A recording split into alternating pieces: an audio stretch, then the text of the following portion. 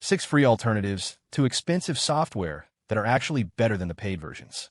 From a free Office suite that replaces Microsoft Office to a video editor used by Hollywood studios, every single one of these tools costs $0 and works just as well as the paid option. LibreOffice is a completely free Office suite that replaces Microsoft Office. It has a word processor, spreadsheet, presentation tool, database manager, and drawing application. It opens and saves in Microsoft formats perfectly. The interface is familiar if you have ever used Word or Excel. LibreOffice has been downloaded over 400 million times. Microsoft Office costs $150 per year. LibreOffice costs $0. It runs on Windows, Mac, and Linux. It has no ads, no tracking, and no subscription. It feels illegal because you're getting a full Office suite that costs nothing, and most people will never notice the difference. GIMP is a free image editor that has 90% of Photoshop's features. It supports layers, masks, filters, brushes, and even scripting. You can do photo retouching, graphic design, and digital painting.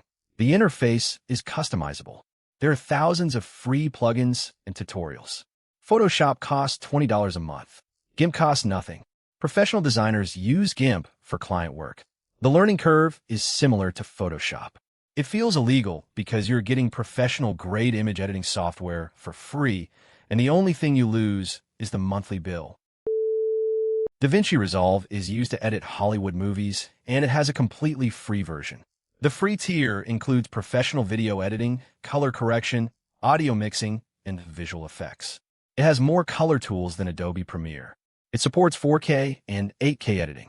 It has a dedicated audio page with mixing, equalization, and noise reduction.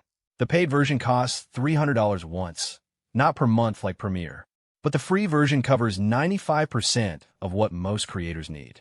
It feels illegal because Hollywood studios use this same software, and the free version is enough for almost everyone. Thunderbird is a free email client that replaces Microsoft Outlook. It handles multiple email accounts in one inbox. It has a built-in calendar, contacts, and task manager. It supports custom filters and tagging. Thunderbird is open source and respects your privacy. No ads, no tracking, no data collection. Outlook costs money as part of Office or charges separately. Thunderbird is completely free and runs on any operating system. It feels illegal because you're getting a full-featured email client that protects your privacy instead of harvesting your data, and it costs absolutely nothing.